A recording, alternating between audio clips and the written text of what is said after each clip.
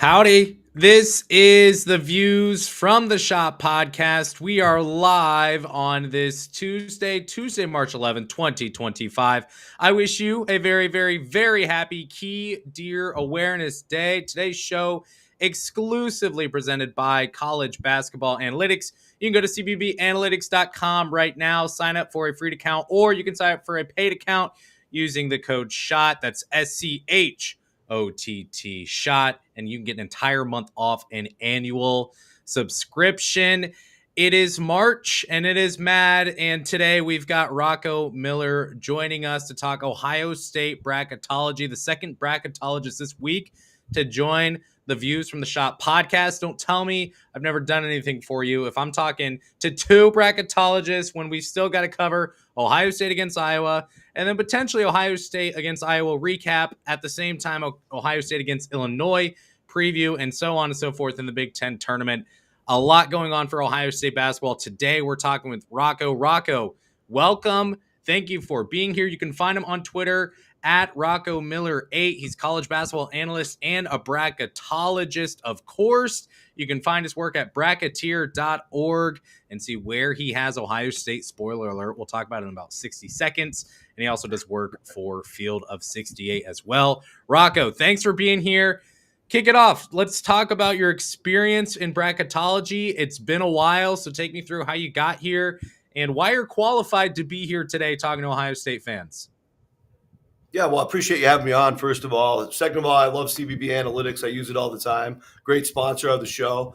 Third of all, I would just say my work has centered around for multiple decades now, just really trying my very best, no matter what level of team it is, to remove my opinion from it. Because I feel like at the end of a full season of college basketball, regardless of level, the results should be able to speak for themselves.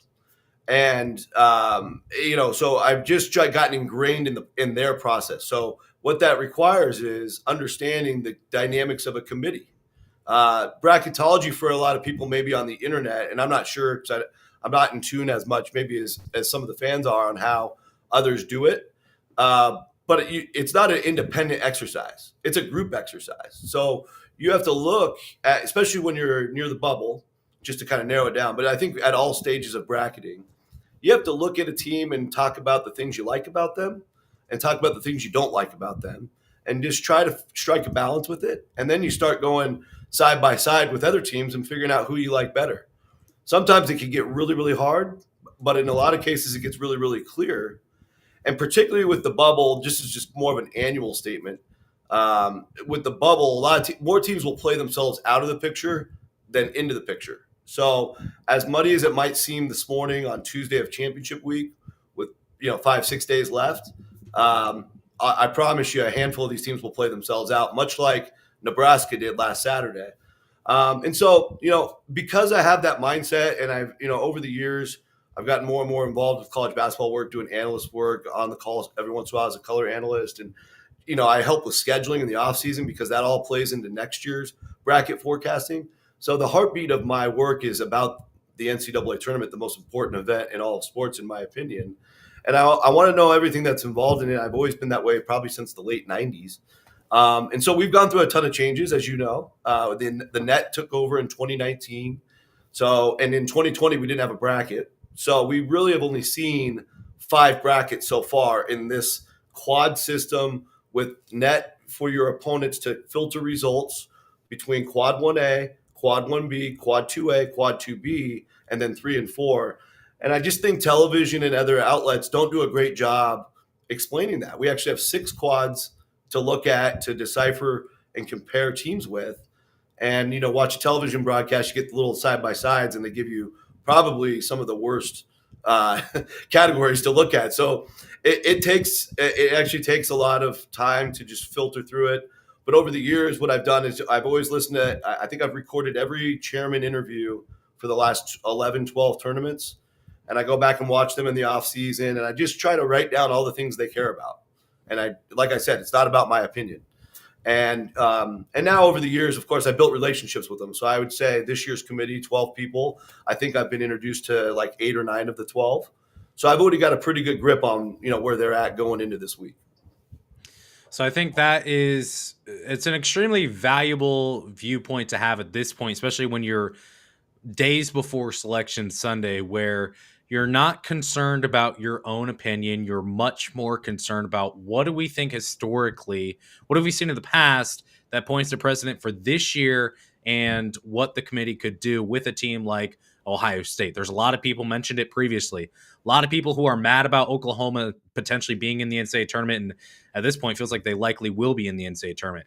Doesn't really matter what your opinions are on Oklahoma. What matters is the precedent that's been set by committees years and years before this one. And there's a lot of new members on this year's committee as well. So Yep. you never know. Maybe some changes will be coming.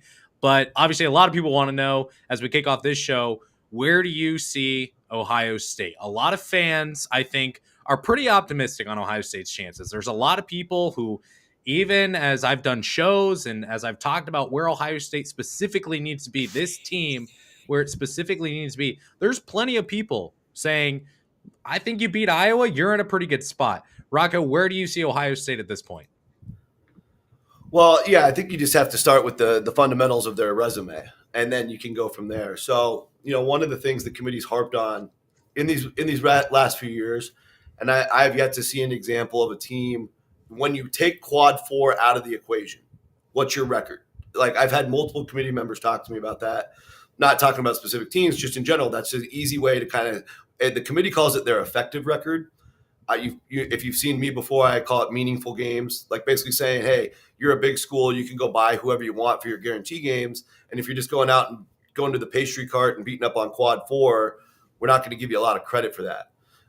So that's been kind of a general rule of thumb these last few years. We saw last year, just as a quick reference before I dive into the Buckeyes, Seton Hall was a team that was, I believe, 11-12. So they were one under 500 when you took the quad four away. But what Seton Hall did have is they had a UConn win when UConn was number one in the country. So if they're going to do it, if they're going to go out of bounds for an under 500 team, you better have something at the, like platinum gold at the top of your resume. And I think now going back to Ohio State, I think that's what's made Ohio State interesting throughout the year, because there's been different points where Ohio State's been within one game of 500 when you take the quad four away. And because they had that road win at Purdue backed up with the neutral court win against Kentucky, which are very nice wins at the top of the profile.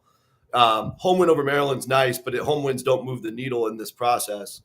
Just because that road Purdue game for a while looked like a top 2 seed level win, I thought Ohio State looked like a team where they would make that kind of exception perhaps. But now that Purdue's fallen and, there's other variables involved, and Ohio State enters the Big Ten tournament with an effective record of 11-14. I think there's a lot of problems here, like a lot of problems. So, I think Youngstown State could win tonight, but they're probably not going to get into quad three. That's something to monitor, I guess. But I just they're too far away. They're 187 in the net right now. They have to get to 160. They're not going to jump 27 spots, so that's not going to help. So just based by the letter of the law of that one basic principle, and again, these are just a few committee members that have said that. It's not written in stone. Nothing's 100%. But I would tend to lean on that pretty heavily based on how far under 500 Ohio State is once quad four is out of the picture. So if we just go off that, they're going to need a minimum of 2 wins. Of course, if they beat Illinois in the second game, that's another great win on a neutral court. But again, you still have to factor in if they don't win the Big Ten tournament, you're adding another loss to the pile. So in theory, I think they might be 3 wins away from getting in. But we'll see how that all develops. There's also going to be other bubble teams playing. I think if Arkansas loses to South Carolina somehow, they just lost to them a couple weeks ago. If Oklahoma loses early, teams like that, I think they keep coming back to Ohio State, maybe having another discussion. But I just think at a certain point, winning and losing has to matter. And that's why I kind of agree with that rule of thumb that the committee's had. So I think a lot of people will just kind of look at teams and they're not all that into bracketology, but they just want their team in or they want a certain team out. And no resume is equal. No team is the same. No team is in the same situation. So Ohio State, you mentioned Youngstown State. Quad 3 win is not going to move the needle. The wins that Ohio State needs at this point, that's pretty much irrelevant. It's really just about the record for Yeah, Ohio State. So I think it's important to discuss just plainly Ohio State doesn't need to worry about the predictive metrics. Ohio State doesn't need to right, worry about where they are in the net. They right, simply need to worry about the win-loss record. That's it. And that correct. said, there's a lot of people who think one win against Iowa, that gets you, you're okay. You beat Illinois, you're certainly in. That's not the case. So you would say for Ohio State at this point, it's 3 wins. Let's kind of back up a little bit there before we can even get to the point where Ohio State could feel like it's in good shape. What other teams are you keying in on this week Sure. that maybe compare most similarly to Ohio State, or just teams Ohio State should be focusing on and hoping that they lose at this point that could potentially move them up a spot or two? Who could play their way off the bubble? Well, yeah, it's interesting because with Ohio State's case, I think you did a great job summarizing that for the audience because in Ohio State's case, they control their own destiny. I think if you're a big enough school, which obviously Ohio State is, you have all those data points to look at. They've played a lot of quad one games. They've played a lot of quad 1 and 2 games. I think Iowa will be a quad 2 on the first game. And then if they get to Illinois, it's quad 1. And then they go from there, probably all quad 1 after that if they keep going. But if they get to that reasonable record, then they're going to get in. Like I would put Ohio State a bunch of immediately above a bunch of teams that I currently have in. Like they would bypass the Xaviers of the world. They might even bypass an Indiana. We'd have to look at that, but I think you get what I'm saying because their biggest problem is just the record. They've taken on too much water in the boat, and they've got to try to balance it out and rescue themselves. But outside of that, yeah, I think because it's not like, in my view, it's just not a traditional route for other bubble teams to lose. I really think Ohio State controls their own destiny. But in general, just the teams I'm looking at on the cut line, and what I call them the repeal teams because when bids start getting stolen, if and when we've had years where no bids get stolen, but typically there's 2 or 3, or last year we had 5. The repeal teams are the first to go, right? So, because UC Irvine's won 17 games away from home, they have a ridiculous resume for a team from the Big West level. They're my final team in. It'll be pretty easy to repeal them out if they're still an at-large candidate if they don't win the Big West tournament. Then you have Xavier, who, they've played their way probably into that Dayton position right now, but they still only have, they're very poor record in quad 1. They do have 3 wins against tournament level competition. They have a good enough record so you can take them, but they don't have their best road win at Marquette continues to slide downhill. Marquette's a 7 seed as of yesterday's forecast. So now they play Marquette again in the first game, so we'll see how they do there. And I know Xavier is a neighbor, so certainly a game of interest in the state. But then you've got these Mountain West teams. I'm not as high. I don't think Boise or Colorado State's going to break through unless they can win the Mountain West tournament. So that's probably good news for Ohio State as well. I think you have Oklahoma. There's still reasons to leave them out, especially if they lose that first game. They only won 2 road games all year, and I think that's problematic. But they absolutely had to win at Texas. They got that win. Now they're sneaking in. They're like my second to last team in. So there's just a lot of teams like that. Another one is Baylor. So if Baylor loses their first game, they'll go to 2 under 500 in that same category of effective record. And Baylor's got a whole different story because Josh Ajanawu, their big man, he's been out for the season for the last 8 games, and he's not coming back. They're 3-5 without him. They've lost to Colorado. They've lost to Cincinnati. And so they haven't been performing like the same team. And the committee's discussing all that. I think another really important the audience needs to know is that there's a NCAA selection committee. We all know that, 12 people. But for the bubble, they have their own subcommittee. So all these teams, Ohio State included, all the teams I just listed and probably a few others, they're going under the hood. They're going to know everything about you. They're going to examine your entire season, injuries, circumstances, all of that stuff's going to get exposed because the bubble's so important. The most important job of the committee is to get the right 37 at-large teams in the field. And I'll give them credit. Most years I might disagree on 1, maybe 2 tops, but they work really hard on this and they want to get it right. So you mentioned injuries. You mentioned, all these teams going under the hood. One thing I find, I guess the word I'll use is interesting, is whether it be national broadcasters or just national voices out there saying, well, this Ohio State against Indiana game is big because all the eyes of the nation are going to be on Ohio State and Indiana, two bubble teams, which is true. At the same time, there's 12 voices that matter. Yeah. How much does a game like Ohio State against Indiana on Saturday, the Buckeyes kind of fell apart and lost in, how much does that matter compared to maybe a similar game that was played on a Tuesday night in late January? It's supposed to all matter the same. And I honestly think it does because, we saw that. I don't know if you remember the Oklahoma team with Trae Young. That was a wild team that, I think they lost like 9 of their last 10 games. So if they were valuing what they did during the stretch more than anything, that team, no way you put them in. But because Oklahoma they were like a top 10 team before, they started sliding, and then they really slid at the end. You still had to look at their entire season the same, and they just snuck in, and they actually got a 10 seed. So that should be a lesson that, the committee, 15, 20 years ago, they used to have a thing, your last 12 games, and then they would try to make sure those hot teams had a spot. Especially those super hot teams.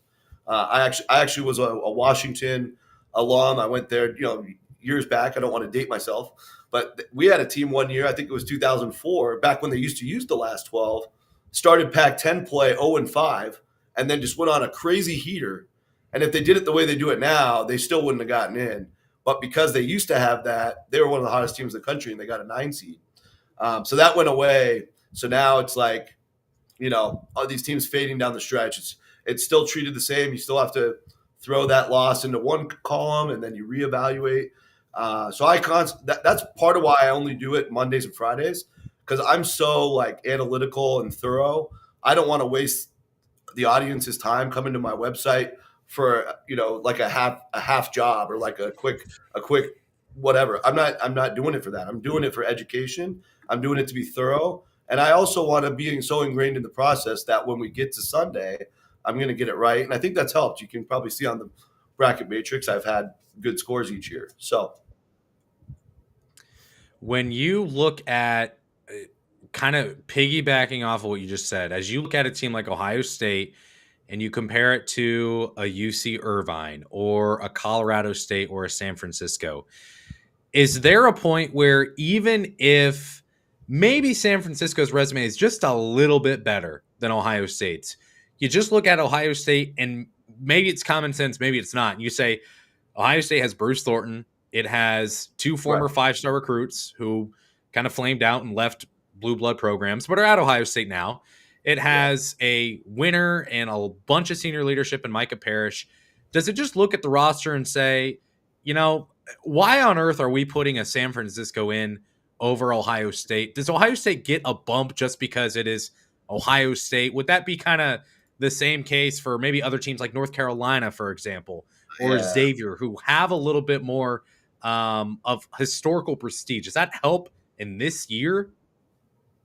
We'll see. I mean, it's a human thing, right? So they value how they perceive teams to be. So there is a quote unquote eye test element. In fact, the WCC commissioner Stu Jackson used to be with the Big East. He's on the committee this year. It's his first year. So I spent a half hour with him picking his brain last night before the St. Mary's Pepperdine game, and he actually had a press conference. You can go back and find it if you really want to. You'll notice I'm the one asking all the questions because I'm trying to figure out what he cares about. And he mentioned that him and the Big East representative this year is the Georgetown athletic director. He's also a former player. Of course, Stu Jackson had a great basketball career. So I'm kind of glad the committee's bringing basketball people that know the game like that. At the same time, winning and losing still has to matter, right? Like Rutgers has 2 top 5 picks. Does that mean we should put them in? Absolutely not. They lost way too many games. So in that dynamic between the power, especially with NIL now, the dynamic's only going to get more and more extreme, I think. But the Power Five is always going to have more talented rosters as a whole, but at the same time, it's not a successful season to lose 14, 15, 16, 17 or more games. So you have to draw the line at some point, and that's the tough job they have. But, from my point of view, there should be room for like if an Irvine team wins 17 games away from home. They only played 9 games at home this year. Ohio State lost 6 games at home this year. I mean, that was almost the entire UC Irvine season ticket package. So there's like comparisons like that. We're like, what are we doing anymore? We got to reward some of these teams. So yeah, it's but that's how the conversation goes. So it's fun to talk about it because there's no necessarily right answer to it. But at the end of the day, they got to make a choice. So let's get into the nitty gritty on Ohio State at this point. Before we get there, Rocco Miller, you can find him on Twitter at Rocco Miller 8. Would highly suggest that you go follow there. If you're here live, you're probably watching on Twitter. Go follow him. Pretty easy to do, and you can find his work on bracketeer.org. If you go to bracketeer.org, you're not going to see Ohio State in the tournament with Rocco. You're not even going to see Ohio State in the first 4 out. Ohio State is in the next 4 out for Rocco Miller, which, granted, last year, this was a team that was like fighting to be the next in line, like the 4th category away from being in the NCAA tournament. So right. I guess it's progress. Not really. Take me through how you see Ohio State, and also how much of this is your opinion and how much of this is you kind of getting cozy and rubbing elbows with the people who really know what's going on inside the NCAA tournament selection committee this year. Well, first of all, it's never based on my opinion. I've tracked up, especially for the bubble, I've tracked up to about 21 categories for years. And if I hear of other things they value, I add it for the next year. So it's an evolution. I think when I was doing it maybe 6 years ago, 7 years ago, I was probably only at 14, 15 categories. So I add more and more and more just to find more different things to look at. Things like, what was your road record in games in the top 2 quads? Things like that to try to help separate teams. Did you win multiple games? So like that was a big problem for San Francisco, for example. They only won once on the road in the top 2 quads. It's a big problem still for Oklahoma. They're 2-7. So there's just all sorts of stuff on the bubble. You got to like just break it down because and that's why it gets a little frustrating. And we do have all these nice shiny metrics to look at these days. They've added Torvik to the team sheet. They've added the wins above bubble to the team sheet. I think some of those things are helpful. And it concerns me a little bit because I think when you lead with the metrics, it can steer you down a bad path because there's so many other things to look at. These teams played 30, 31 games plus their conference tournaments. They have a million results to look at. They all have different stories. And at the end of the day, if you can't make a decision, it becomes almost like a beauty pageant. You got to pick your favorite. But I think, some of these metrics too, you can't see the breakdown. Like, one of the nice things about Ken Pop, for example, is he'll tell you can go and just look at the actual decimal points and see how big of the gap is between each team. So you'll notice, you can go on there right now. You'll notice between Duke and like the number 6 team, there's a big gap. It's like a 9-point gap, right? And then you go from number 6 down to like number 30 or 35 team, and it's the same gap, but there's 35 teams or there's like 30 teams in that range. So we don't know with these other tools like wins above bubble or strength of resume that we're supposed to be depending on to maybe check our work. You could have a team like UC Irvine like 52, Ohio State like 48, and then like North Carolina 40. But to me, they could all be just separated by a few decimal points. We don't know. So you've got to do the work. And the committee does the work. So I'm thankful for that. And in terms of I would just say Ohio State controls their own destiny, right? So I list them 7th out only because I think they're probably 3 wins away from getting included because, again, they're going to have to take a loss at some point this week if they're in the at-large conversation. So they're going to need that just for their record, just to kind of check that box and get back into the good side of the bubble. Once they're the good side of the bubble, not only are they going to be in, they're going to bypass Dayton. They're going to probably be a 10 or a 9 seed because all those other things that you already like about Ohio State, that's where things like their power numbers and stuff will help them is when you get into the seeding. But I think a lot of public gets confused, especially on the bubble, that there's a whole selection process that has to happen first because you got to get the right 68 teams. That's the most important thing. And then you move into seeding, and that's a whole different discussion. So once the seeding discussion starts, Ohio State starts to win those battles and works their way up the food chain. And I just served on a 4-day mock selection committee, ended on Sunday night. And so we did all this.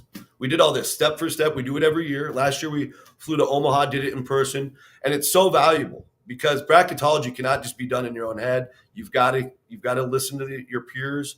You got to make decisions. So, even if I think and I spend a lot of time on it, you probably know that, but even if you think you have all the answers, there's always a team or two where you're like, here, somebody's looking at it just a little bit differently. And you're like, all right, I'm going to maybe make a little tweak there. Right. And that's exactly what the real committee does. So I think it makes perfect sense at this point why you would have Ohio State where you do. You mentioned this is going to be a team, if it's in the at-large contention, it's going to take one more loss. That is a fact. That's the only outcome that you can have. So Ohio State needs to win a couple games. And even when you win a couple games, you're still pretty much guaranteeing a loss at some point unless you win the Big Ten tournament. And at that point, it doesn't matter because they're an automatic bid. So a lot of people, again, saying Ohio State could be in with 1-2 wins. It's going to take 2 to have an okay shot. 1, I still think it's about 0% chance if you get 1 win against Iowa. You go play Illinois, you're kind of increasing the chances a little bit there, but it's really going to take a win over Maryland to really, really start to feel good about your chances. Yeah. Let's end it here. Ohio State beats Iowa, beats Illinois. What percentage likelihood would you give Ohio State? I mean, I'd probably bump it up maybe like 10% or so. I think, in that scenario, if they beat those two and then lose to Maryland, let's just play that out. Then their effective record is 13-15. They'll get up to 7 quad 1 wins, add another to quad 1 and 2 to get up to 9 overall, right? So the combination of the two categories. So it's not about the wins, of course. We've said that already. But I would still say 13-15, I don't see it. And that's why I'm saying they need 3. But at the same time, let's just play this out because the committee just flew into Indianapolis this morning. I know that because Stu told me last night, by the way. So that's confirmed. So they're all arriving today. I imagine they're just doing lunch, dinner, kind of informal. And then I think they're really going to get into the weeds tomorrow morning. So play this out as Ohio State continues to win in our scenario. If you see like Oklahoma lose right away, Arkansas lose right away, Baylor lose right away, Xavier lose right away, some of these Mountain West teams get out of the way. All those things start to break, and Ohio State's still playing on TV because they have the games on while they're in there. If Ohio State's still on TV and all these other teams are gone, there's I like to say there's a human psychology element to like, all right, these guys are playing pretty good, and maybe just keeps them. You just want to keep staying in their face. Obviously, if Ohio State goes out early, they're gonna have all sorts of problems. They already have the problem with the record. They're not going to be on TV anymore. All those things, right? So, and I never want to say I'm 100% right about something because it's not my decision. So there's no way I know that. But I would say that's where the scenario with the 2 wins could be really interesting because then they'll still be playing at the end of the week. Yep, 100%. Well, Rocco, I appreciate it. I know you've got to run to some other radio hits and stuff like that. We're lucky to have you on the show for as long as we have. Anything else you want to mention about Ohio State? If not, feel free to shout out all your socials and where we can find you and all the stuff you're doing. Yeah, well, first of all, I like the team. Like, they were my preseason pick back in September. I eventually tweaked it, but they were still like in my top 3 or 4. So it's certainly not personal. This is just a result of the process. And there's a team like this every year. It'll be somebody else next year. I spent 10 years coming to Columbus full-time for my old full-time job. I love Columbus. I love the short north. Been to tons of Buckeye games, so we're all still friends. And on socials, at Rocco Miller 8 is probably the best place. I'm all over all 31 leagues, so I try to keep everybody updated. For today, I'm focused on the WCC because I'm covering the championship game, but we'll get back into the weeds starting tomorrow with the national coverage. And fielding the 68s are, if you love bracketology, we're going to be doing a show tomorrow at our normal time, 5 Eastern. That's live on Field of 68. And then again on Friday, our normal 5 Eastern. And then Jeff Goodman and I will do a live reaction to Selection Sunday. So tune into that. It's always fun to see our reactions. Like you can always go back and watch that later in the night. If you have the appetite, hopefully for Ohio State's sake, it's a good day. You might want to go back and watch it. Maybe you're done with basketball if they don't get in, but I totally respect that. Anyway, we have a lot of fun with it, and we'll be doing this for years. So just remember, this is only one season. Yeah, appreciate it a bunch, Rocco. I appreciate your approach to this. And I think a lot of Ohio State fans, as sad as it may be, you need to understand the reality that this team is not as close to the NCAA tournament as we think. Although, obviously, me on this show, I'm hoping more, maybe not more than anyone, but more than most, that Ohio State gets into the tournament. I'd love to cover Ohio State in the NCAA tournament, that would be great. So Rocco, thanks for being here today. We will be back tomorrow to cover Ohio State against Iowa, a preview episode. And then Wednesday evening or Thursday morning, we'll be talking Ohio State against Iowa and potentially Ohio State and Illinois as well. Rocco, thanks for being here today. If you watch live, appreciate it. If you're listening late, appreciate that as well. I will shut up before you shut me off. Go